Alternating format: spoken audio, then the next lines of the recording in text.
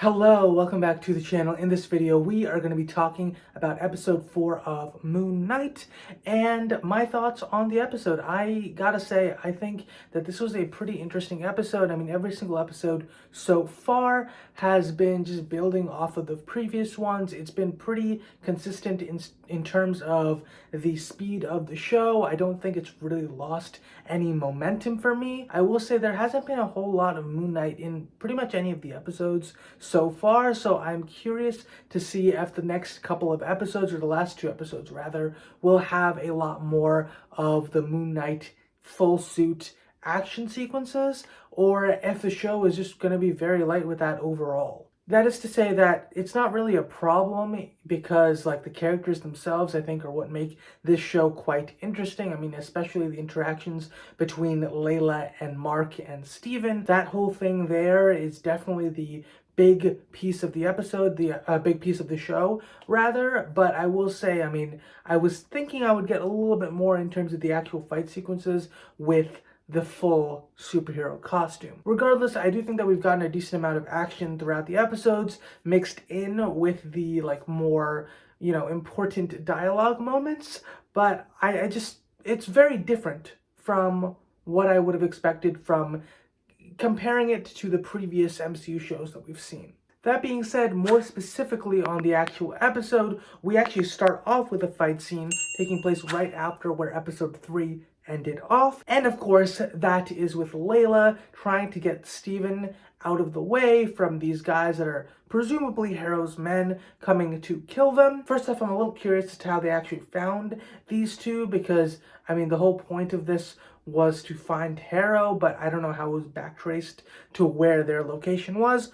Regardless, I don't think that's a big deal. I just thought it was a cool, interesting scene in general. It's just that one continuity thing was something that I was curious about. In regards to the actual fight itself, I must say, I mean, it was a good scene to see because it was like showing Layla being able to hold her own against the mercenaries, or not really the mercenaries, the cult rather, that is chasing after them. And I thought this was important because we haven't really seen like a big fight with her, I feel like, that like she was the main focus of, since Steven and her were running away from Harrow back in, like, I think it's England, right? So as such, like, it made sense that since Steven was incapacitated, she could then take on a larger role in terms of the fight sequences. And I thought that was an interesting look to see how she fared without Moon Knight. And I will say, I mean, obviously, if another Egyptian like werewolf came about, yes, she would definitely have some struggle with it.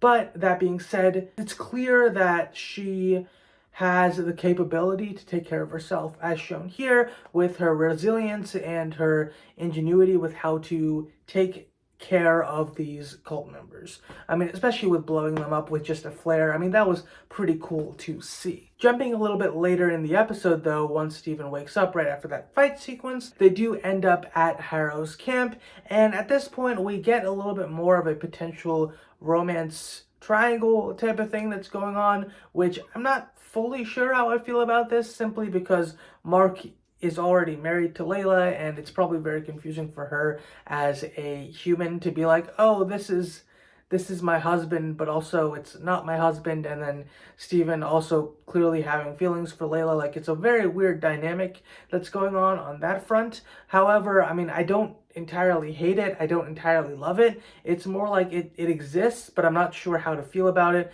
because in one sense, I mean, Layla's just kissing who she's married to or whatever, like that human body is her husband, but at the same time it's not the same personality, so I'm not really sure how to take that. I mean, like, when you have a dissociative personality disorder, I mean, in a sense, are they all considered the same person?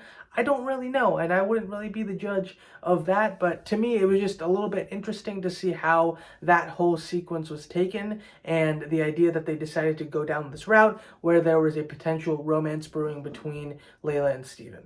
It was also interesting to see how Mark himself reacted to this, in terms of how he talked to Steven right before, as well as how he punched Steven which is, I mean, he essentially punched himself right afterwards. And this is because, like, Mark did file for divorce from Layla, and yet, I mean, it's clear that we know as viewers, and Steven also knows this, that Mark only left Layla to try and protect her and all that jazz.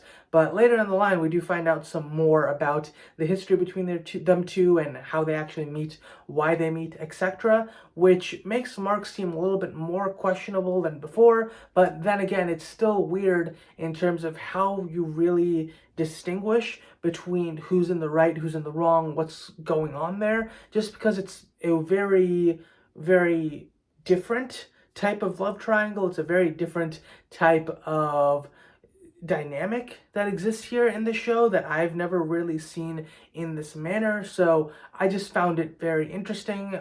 So I thought I'd mention it. Once this whole scene takes place, we do end up moving forward into them in entering the actual tomb of who we'll later find out is Alexander the Great.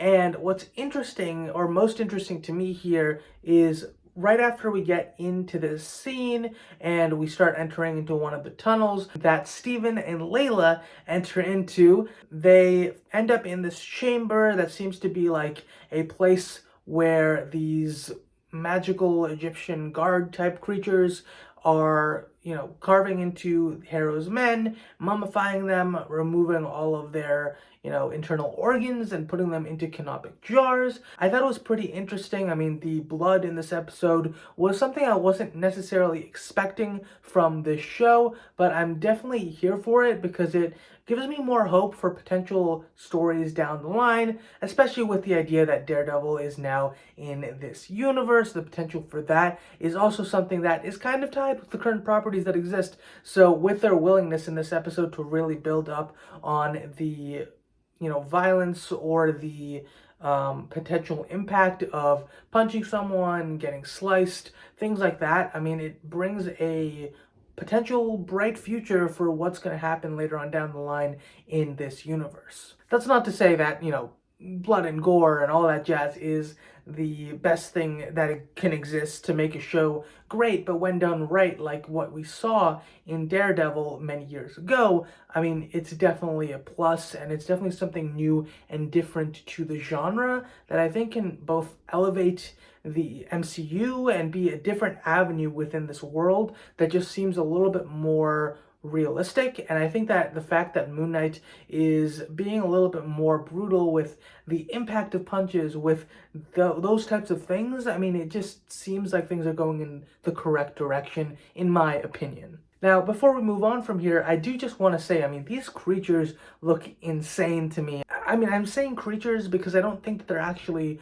alive, but the question is whether or not these are like corpses that have the traits of who they once were, or if they're just golems or dolls that are, enacting the will of Alexander the Great to protect his tomb. That's something that I can't really answer based off of what we see here. I mean, clearly they're humanoid beings, but they do some things that seem less than human, like jumping on, I think it was like the underneath of the elevated floorboards to see where Steven was hiding and climbing on like that. That to me seemed more like a non-human capability, and as such, I mean, either there's some magical shenanigans that's relating to this going on that they just use to prolong their life, and as a result of this specific brand of magic, they've extended their life, but it's not like they've given their body immortality and eternal youth. It's just immortality.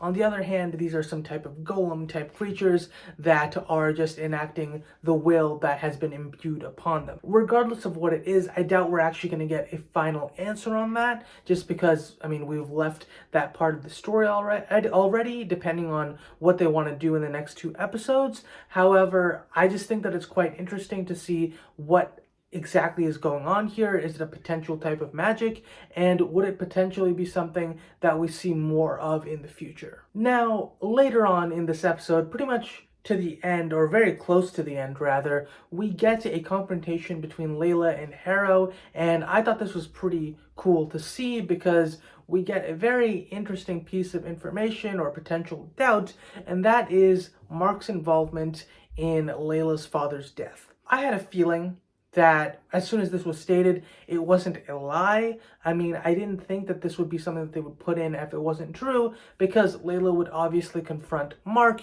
and the two potential avenues would be either him outright denying it or him being just like silent about it, not really giving a straight answer, which would then lead to confusion and all of that going on. As such, as soon as this was stated, I assumed that it was correct because, I mean, why would they do this? It wouldn't really make sense for it to not be true, but we do get a slight twist here. It wasn't Mark himself that killed Layla, and luckily here I was kind of glad because it doesn't just take away from Layla and Mark's relationship. That was still real, but if Mark was the one to kill her father, that would have been a lot worse, and honestly, it would make Mark extremely unlikable at that point in terms of his presence in the show, and pretty much everyone would just love Steven all the more. But instead of that, they had it be Mark's partner who ended up doing what he did, taking out Layla's father, and you can clearly see that Mark is in remorse over this situation. He feels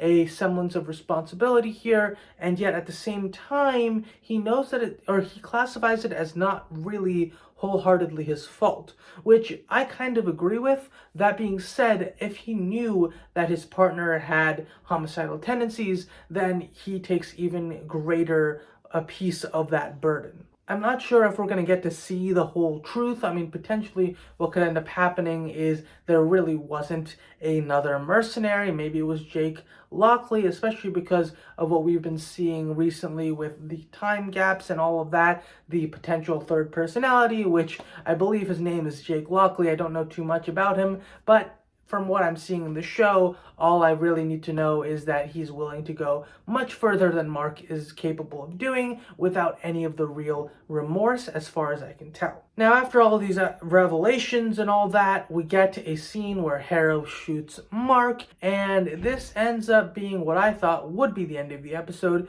but in fact, we end up having this whole weird scene in a hospital where it's seemingly in Mark's head as to what's going on. We don't really know. And then all of a sudden we get a scene where Mark and Steven are both physically in the same place at the same time, and they're trying to escape and run away, figure out what's going on when they run into some type of hippo god. Now, I presume that this is some type of goddess of Egyptian mythology. That being said, I know nothing really about Egyptian mythology beyond like Osiris, Horus, Anubis, those types of characters. I mean, I believe Isis is another one. All these different characters, not characters, but Egyptian gods that exist out there, although I don't know much beyond some of the maybe bare minimum stories that exist out there. It's not really something that I have too much familiarity with. So when we see this hippo goddess appear, I was definitely a bit shocked, and I was like very interested to see what they're going to do with this character, what their role is going to be, etc. So I'm excited for that because I'm confused and know nothing as to where the show is going to go from here. I mean, beyond the idea that we are going to have some type of final confrontation between Ammit and Harrow alongside Mark, Steven, and Khonshu. I'm not too sure exactly what form that's going to take, but I definitely think that that's where the show is going to be going. That being said, that is all I have to say for this video. I really enjoyed this episode, and I truly think that this show will probably be my favorite at the end of this season. Beyond that, I'm excited to see what the next two episodes have in store. This show has done a great job at keeping me intrigued, and I am curious to see what's happening next. That is all I have to say for this video. Let me know your thoughts in the comments below. If you enjoyed the video, please like the video and subscribe for more videos from me on this channel. Thank you so much for watching. I hope you have a wonderful day. Bye.